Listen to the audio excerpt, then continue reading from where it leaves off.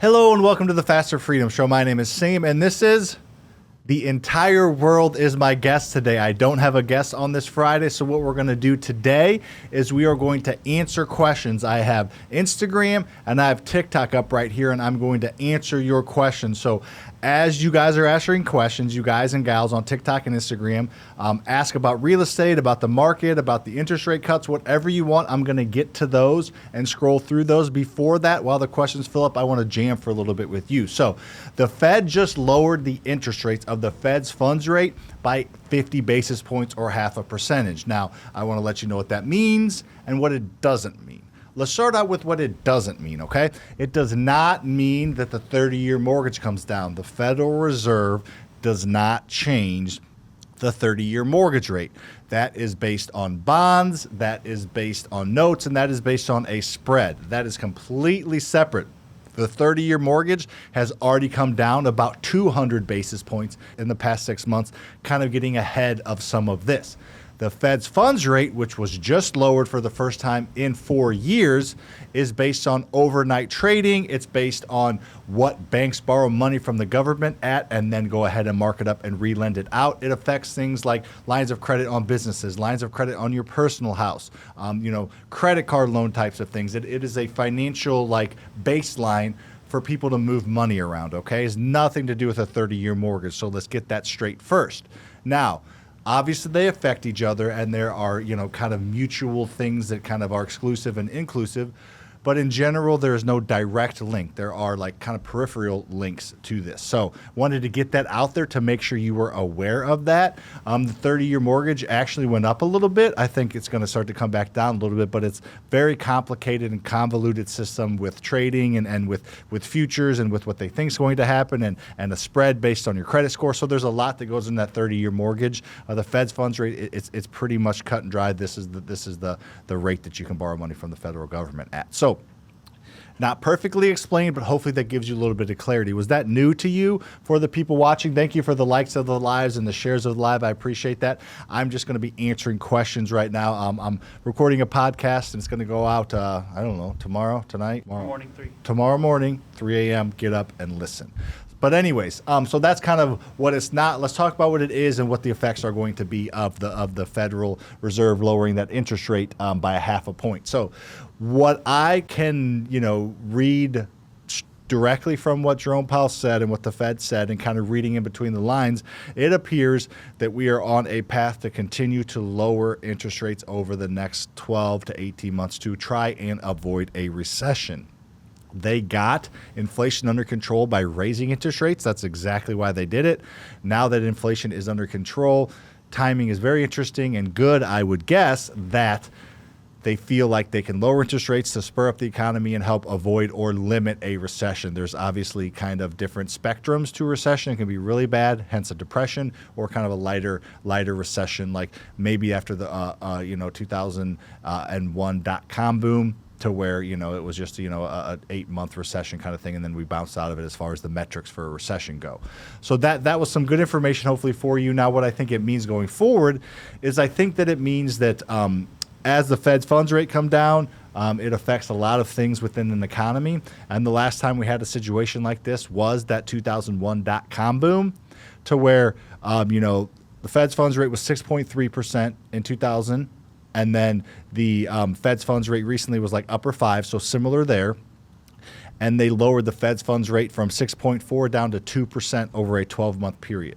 So pretty drastically, lowering it to which I don't think that's out of the question. They're going to do that again. And tech stocks are overpriced right now. I'm not calling for a dot-com boom, or a dot-com bust. Some people are calling for an AI, similar like the internet kind of became mainstream. Big spike in companies, fall off. AI is becoming a little more mainstream, so some people are calling for that. I'm not necessarily. However, I'm seeing a lot of similarities to 2000 and 2001 to right now and next year. So the fact that I saw what happened to that Fed's funds rate, and I think we're on a traditional path, what did real estate do? And I'm not trying to confuse you again, because doesn't affect the 30-year mortgage, but that's not all that affects the real estate market. We're talking residential, that supply, demand, small businesses moving money around, government things. So I think we're going to be doing a lot of similar things that we did in 2000 and 2001. And what did the real estate market do? Well, I'm going to tell you. So as the Fed was lowering interest rates, the real estate market was basically unaffected. It kind of flatline, went down a little bit, not a ton. And when the Fed's funds bottomed out at 2%, that kind of spurred everything, and prices absolutely skyrocketed. The average or median price when they started lowering, or the average median price when they were done lowering the interest rates in 2001 was $171,000. As soon as rates bottomed out, within 3 months, the average price in the United States for a house was $189,000 or median. So it went up $18,000 in a couple months, and then continued to go up to about $260,000 in 2004, 2005. So that's what I think is going to happen. I think it's a very rare time where you could actually buy the dip, and I think you can kind of buy the dip right now. I don't think real estate prices are going to go down. They kind of already have in most of the country. So I think we've kind of seen that little pullback. We've seen that dip. But moving forward, I'm very confident that if they continue to lower interest rates, which they said they're going to do, that will absolutely skyrocket real estate prices again. So if you want to invest in real estate, I really don't think there's a better time to do it in the past 10 or 15 years. Obviously, if you would have invested a long time ago, that's better. But if you're flopped in on a time, I think right now is one of the better times we're ever going to have. You buy a house now, do the burn method. 6 months from now, 8 months from now, you refinance it. You're probably getting a much lower rate than you could get right now. Or you buy one, fix it quickly, and refinance it, and then in a year and a half when rates are really low, refinance it, and then prices are going to absolutely skyrocket. So you're going to have a ton of equity and a ton of cash flow. We have not had this scenario laid out in front of us for a while.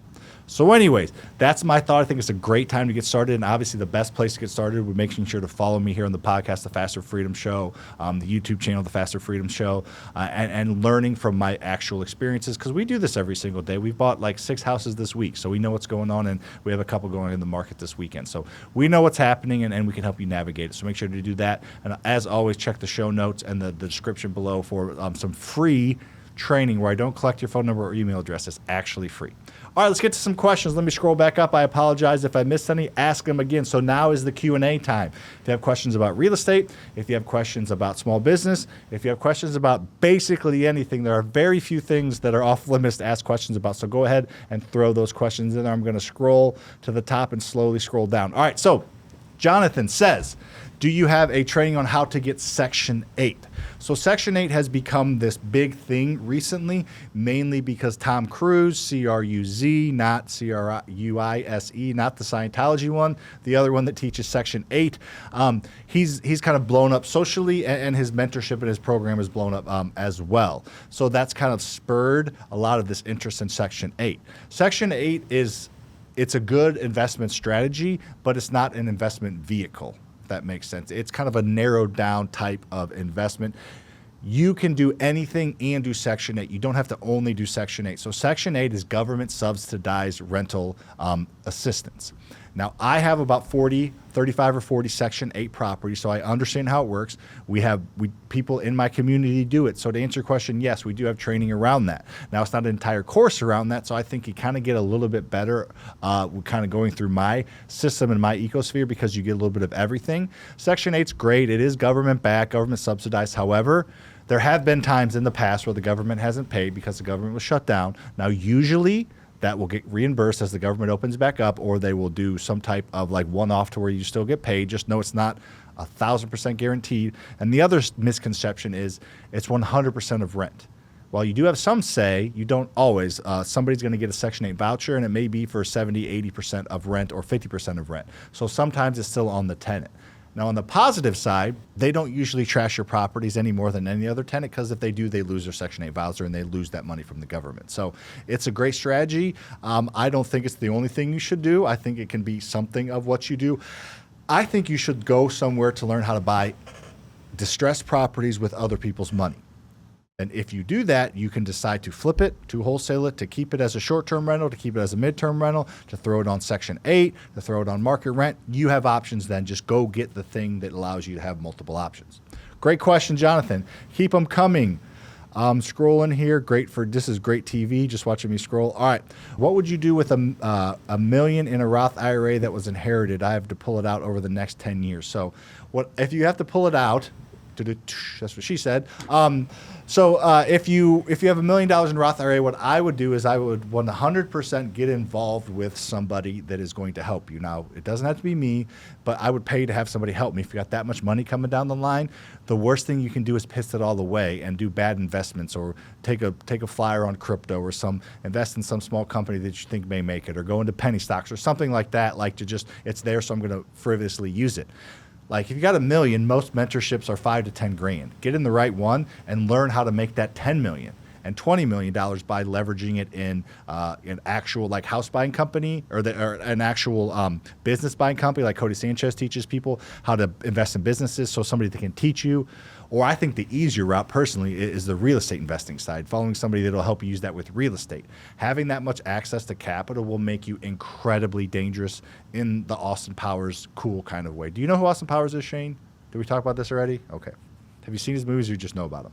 Just know of him. Okay, that sounds right. Okay, so just having that access to capital means more people will lend you money. It's funny how the system works, but if you have money, then people are more willing to lend you money because there's just more security in it. So having access to that will allow you to put 20% down on properties and move quickly and do turnkey stuff. It'll allow you to be your own bank or get more leverage and be able to borrow more money to do more deals. So I would love to personally help you. I would definitely check out, I guess you're on Instagram asking that question, but DM me. Anybody can DM me for that training, but DM me for that. I can send you some more training that will help. But great question.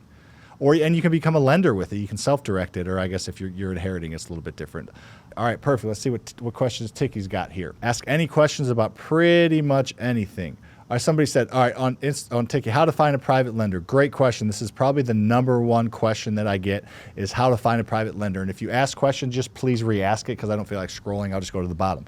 So how to find a private lender. Don asked that on TikTok. So private lenders are the key to all of this if your goal is to create financial freedom and buy multiple properties a year. If your goal is to buy a couple properties over the next 10 years, you can probably do it without leveraging too much money, maybe saving a little bit of your money, maybe going a little more traditional routes and kind of leveraging things that you have access to. But if you want to scale at any level or have the ability to create financial freedom at any level, the best thing you're going to want to do, in my opinion, is to get involved with private lenders. And private lenders are just normal, everyday people. Private lenders are not people that have millions of dollars in the bank. Private lenders are not people that make millions of dollars a year. Private lenders are not people with old money, people with tech money, people with, wanting to diversify their whole life. That's not who private lenders are. Private lenders are everyday, normal W-2 corporate employees. And what they do is they decide that they're near retirement and they want to diversify their retirement and investment strategy by getting into a few different things. Their IRA and 401k sure as hell ain't cutting it unless they're doing really well. It's not cutting it for them probably, or it doesn't look like it will, especially with everybody's pretty sure the stock market's not going to continue to go up at this pace for the next few years. So they're going to want to potentially diversify into real estate through you via a home equity line of credit, via a money market account, via self-directed IRA. They can borrow against their 401k. There are a ton of different options. So it's an engineer, it's a police officer, it's a teacher, and I feel like I'm on autopilot here. But those are my private lenders. My private lenders are a couple insurance agents, some teachers, firefighter, nurse, a few different, I think I said engineers, the architects in there, a couple entrepreneurs. It's just normal everyday corporate employees. All right. Digital marketer, I'd like to learn about finance stuff. I want to switch my field to help my finance. Yes, so digital marketer wanting to find about finance. So that's a pretty open question, but let me take that where I think he can benefit most people listening. So he's the gentleman, it looks like a gentleman. He has another job and he's wanting to create more. I think we're all kind of there at certain points in our lives, and many of you listening and watching are probably there right now. So just a couple things. You can create wealth on the side. That's the whole point of most people getting coaching and mentoring and joining a community is I have 10 hours a week max. How can I use that time efficiently to get ahead and learn as much as I can so I can take comfortable action? I don't have 50 hours a week to devote to something, and most people think it requires 50 hours a week to create wealth. It just doesn't. I did everything I've done with a full-time job. I for 4 years in a row, spit on the microphone. For 4 years in a row, I worked on the side with a full-time job and started to build a rental portfolio in a company that went all in.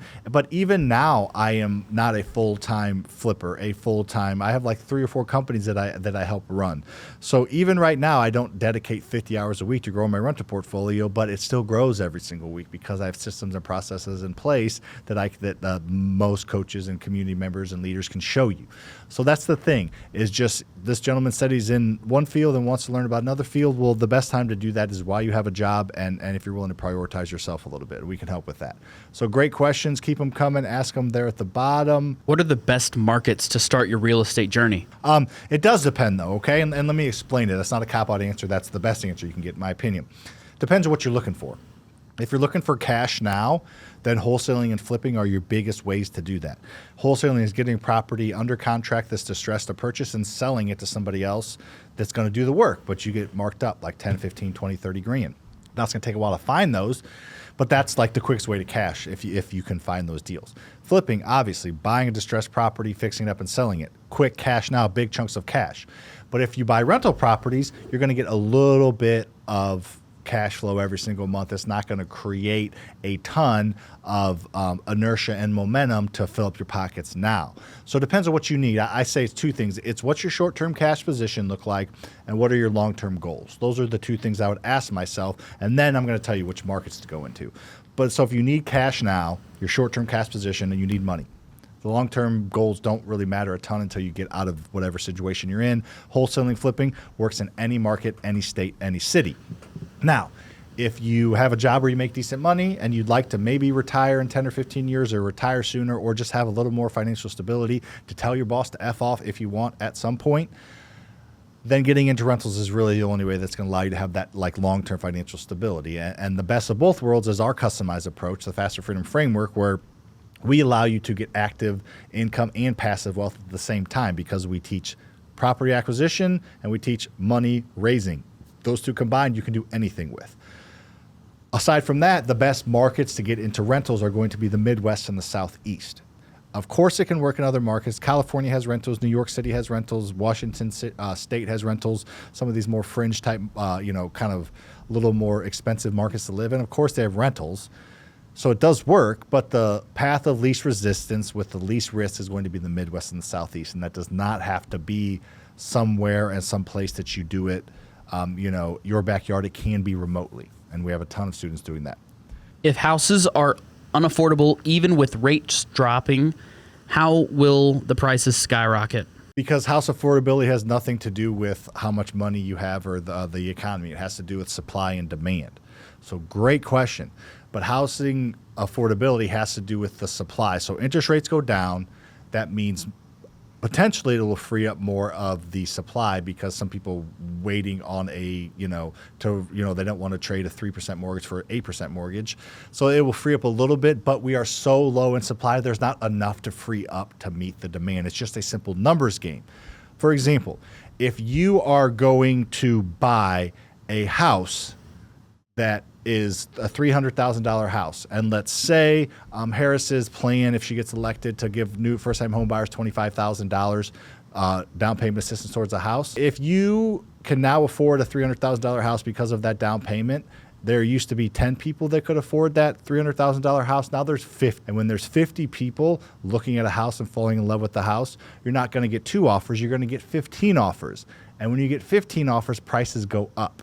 So that is one of the reasons why potentially moving forward, house prices are going to go up. Another reason is just data. Every time they lower interest rates in the history of the United States, house prices go up just the way that it is. It spurs the economy. More people are able to afford houses. More people are getting jobs and promotions, and everything just kind of moves. And the country moves. I think the average person moves like 11 times. Obviously, it's back to being younger and renting and things like that, but people move around. They have to. So those are kind of reasons, in my opinion. It's an opinion until it's proven, but it's been proven that lower interest rates are going to allow more people to potentially afford a house because the interest and payment is going to be less, but that will also mean that more people can afford a house. So more people are going to bid on houses, and supply, demand, and bidding means prices go up. All right. I live in California, and I have an LLC in Wyoming. Do I I need to register my LLC in California when I start investing? So I would suggest doing two things, and this is great. I don't know if you're a student or not, but that's what we have our students do. Most of our students, we introduce them to a capital or a partner, a corporation partner that helps set everything up for them. And an LLC in Wyoming is where you're going to go for like the most, I say this wrong word, Shane, you're going to have to correct me, but anonymity? Anonymity? Okay. That's where you go to get that. So in case you ever get sued, having that anonymity and not have everybody know exactly who you are and where you live is the reason why a lot of people set up in Wyoming, and it's set up well for businesses.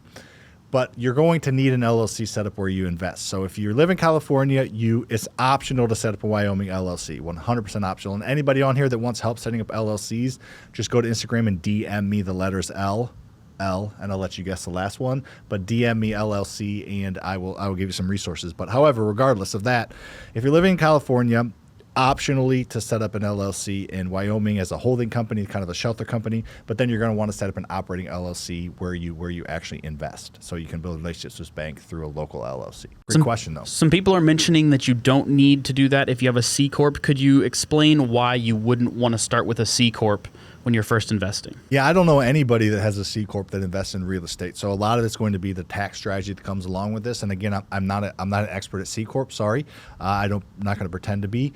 However, a lot of people will set up their rentals as an LLC taxed as a partnership, not an LLC taxed as an S Corp or a C Corp, because there are more tax benefits to having your LLC as a tax as a partnership rather than S Corp or C Corp. Now, there are certain like benefits that go along with those. However, there are drawbacks too. Like we have one of our LLCs out of my 15 LLCs that own rentals is set up as an S Corp. The other ones are set up as partnerships. And our accountant's like, I wish you wouldn't have done that. We didn't know at the time. But we have to like pay ourselves a certain salary. And there's certain things, honestly, I'm not going to get into because I don't know. But there are reasons why you want to set up things certain ways. So that's why you should be DMing me LLC so I can give you a resource to help you, but definitely look into that a little bit. And people say I have questions, just don't say I have a question, ask your question. There's several people that are like, I have a question. It's like, hey, I can breathe. We know it. All right, what else we got? All right, if you were 18 years old again, what would be the first thing you would look for in real estate? That's a tricky one because people young, 17, 18, 19, I mean, you have a lot ahead of you, so I think real estate's your best option, but unless you like love real estate, you're probably going to explore multiple things, and I think that's fine. So what I would do is, even looking back, I would make sure I looked at different things, but what I tell you I would do at a younger age earlier would be like get involved in my local community and get on Facebook groups, which they didn't really have Facebook groups back then. They didn't, but utilize technology to connect with as many people as possible. You're not going to move the entire needle overnight. However, if you connect with people and you're young and they'll take you underneath their wing and get a job inside of an industry you want to go into. So if you do want to do real estate, get some type of job working for a property management company or a real estate investing company, or get your license or get a job at a local broker. Just get a job where you're making active income, as well as absorbing connections through osmosis and the people that you meet is what I would suggest doing. And just getting involved as quickly as possible, going to meetups and just making as many connections as you can and having fun and staying out of trouble. But then what I would do as soon as I could, I would got a mentor a lot sooner. I did okay, made a ton of mistakes, spun my wheels for a while, but as soon as you simply get in a community or a mentorship or a mastermind and somebody's like, here is the software that I use to manage my properties properly. Here is my meeting agendas that I have with my contractors. Like, here's just 3 or 4 documents, completely can streamline your industry. And that in itself is probably worth 10 times the buy-in. So Tom Brady, the best quarterback ever, had 8 coaches, and he's the best at what he does ever. So if you think you're going to do this without a coach and you think you don't need support and assistance, I think that's naive, and I think that's dumb, because everybody that's successful at any industry, at any level, in any field, has somebody that helps them. All right, we're waiting for some more questions, so you can probably prompt that. But in the meantime, how is your fantasy football team doing so far? All right, got a question about my fantasy football team. I see some on oh, yeah, throw your questions, by the way. That's where answer. But my fantasy football team is 0-2. Shane knows that. That's why he asked that question. He likes to rub it in, even though we're not in the same league. I took a chance this year, and I drafted Anthony Richardson a little bit earlier. He's only been to 2 games, so that's kind of screwed me a little bit. Puka Nacua is hurt, my number 1 pick. I think I had the 9th or 10th pick, and I picked him. So I've had some injury problems. Jordan Love, Again, I was going to kind of tandem him and Anthony Richardson depending on who they're playing, but I've obviously had to go with Anthony Richardson both games because Jordan Love is hurt. So I've been dealing with some injury issues. Even though my team is on a strict diet, we keep them healthy. They go to bed in curfew.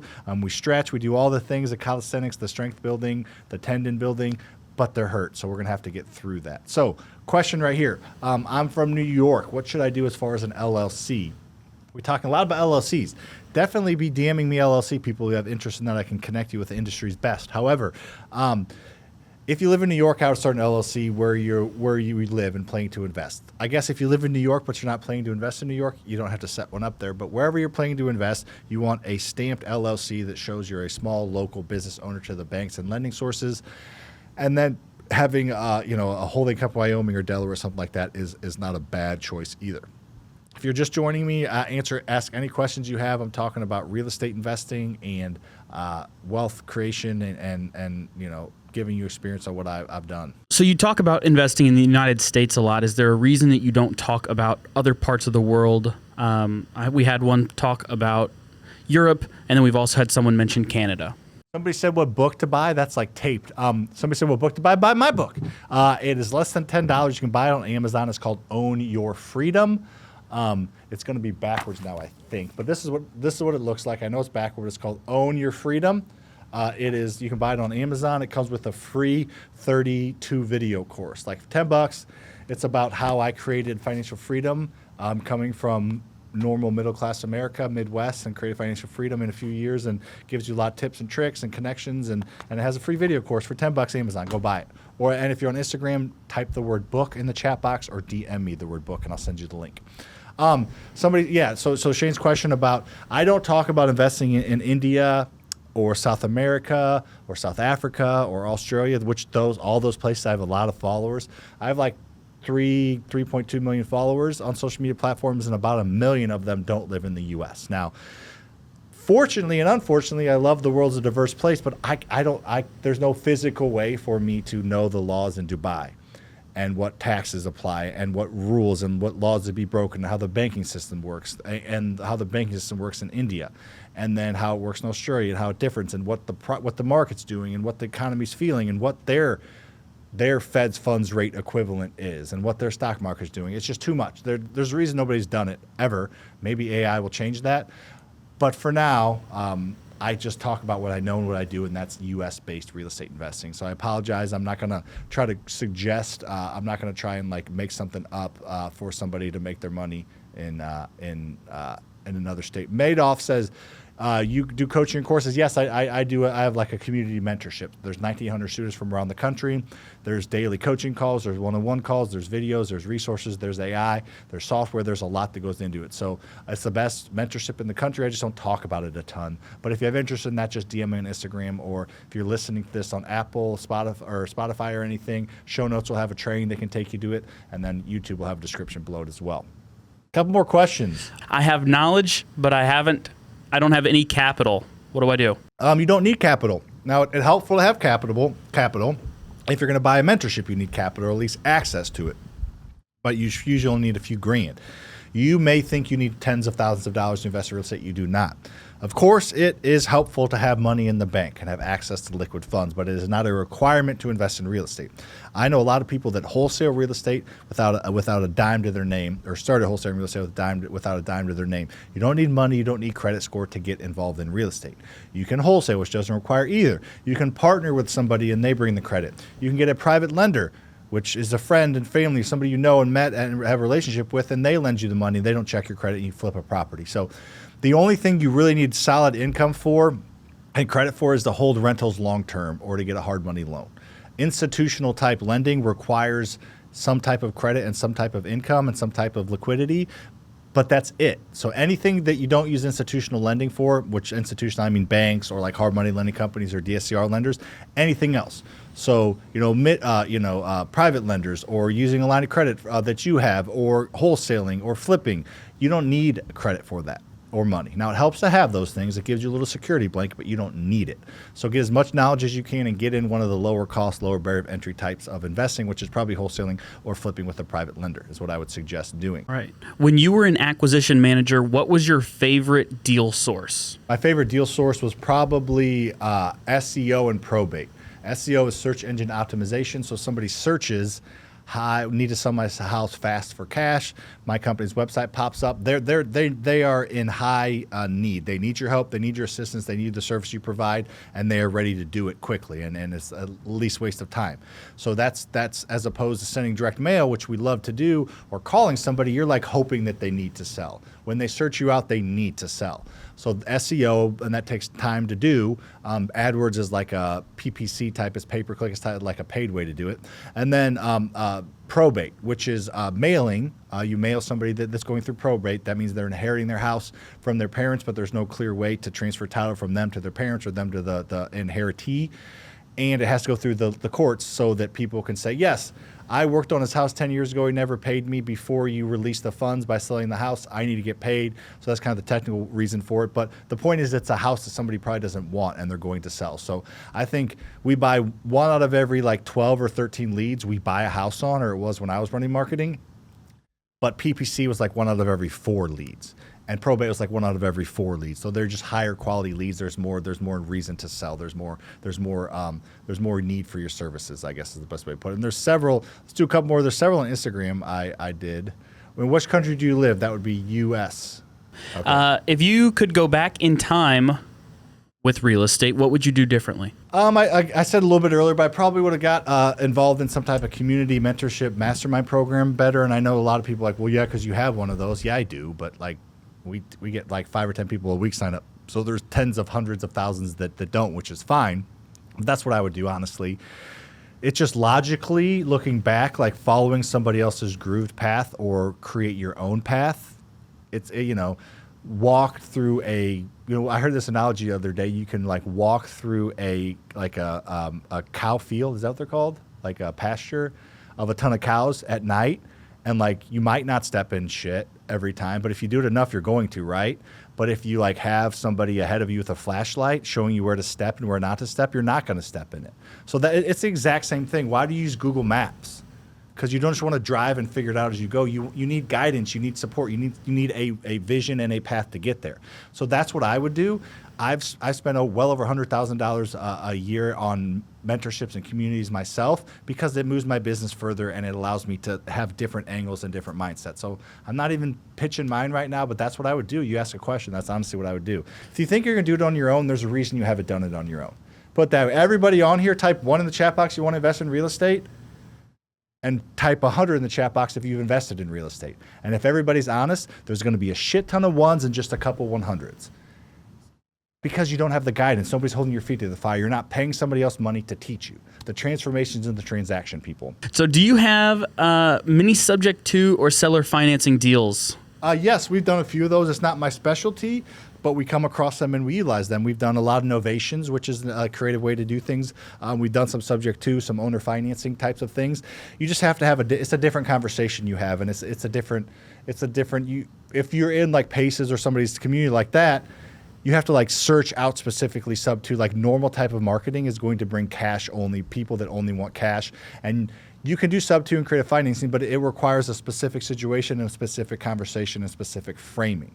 So we're not like experts at it, but we do it and we help people do it. We have some people in my community that are experts at it, actually. But it's just, if you randomly get 50 leads, like maybe 1 or 2 of them is a creative financing option. And I know Pace or somebody may tell you differently, but I've been out there. And if me and 6 other people are offering and somebody's like, I'll pay you cash right now for this house, or you can list it, or let me take over your mortgage, 9 out of 10 times they're just going to try to get your cash number up or maybe list it. Very few people let you take over their mortgage because not as everybody's as eloquent as Pace or somebody like that does it at a high level. Do you have a preference on traditional tenants or Section 8? I like both of them. It's all about treating tenants fairly and treating them with respect. So that's the biggest thing that most people swing and miss on is they treat their tenants like you're doing them a favor and lesser than them, and that's not the case. So both of them have their places. You can focus on one, or you can do a little bit of everything. All right, well, thank you. That was fun. Hopefully you guys enjoyed that a little bit, answered questions and going through a few different things, just kind of getting the pulse of the people right now. Not very many talks on interest rate lowering. Kind of surprised me a little bit. Maybe it's because I addressed it, but I don't think so, because people are in and out. But that's a pretty big deal, and I think it's going to provide a lot of unique scenarios. So make sure to stay tuned in. Follow me on all social media platforms, the podcast platform. Make sure to subscribe. Reviews are great. Share this podcast with a friend. If you're on YouTube, make sure to like and share and hit the notification bell, because I promise you there's nobody else that's going to be more transparent and have their ear to the streets more than we have at my companies. We're going to buy 280 houses this year. We buy rentals, single families, multis, hotels, we do everything, and we are adjusting with the market. And I'm involved. Again, I told you earlier, I spend $100,000 a year on communities, and I bring the information from around the country and distill it to my community. So make sure to follow me. I do my best to give as much as I can of that on social media for free, but there's only so much I can do. So anyways, like, subscribe, share, all the things. See you on the next one. Thanks for watching. We appreciate it. Make sure to hit that like button, comment with something you learned, and make sure to subscribe to this channel. We give away more free advice on how to create wealth based on things we actually do every single day than any other channel on YouTube. Make sure to share this with a friend, because our mission is to inspire you to think differently about freedom.